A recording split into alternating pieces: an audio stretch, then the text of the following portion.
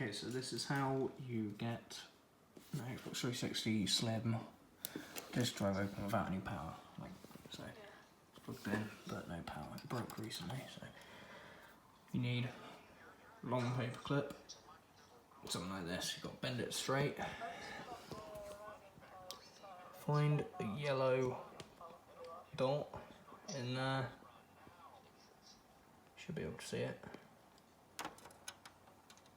And then just put the paper clip in the metal surround. In. Nope.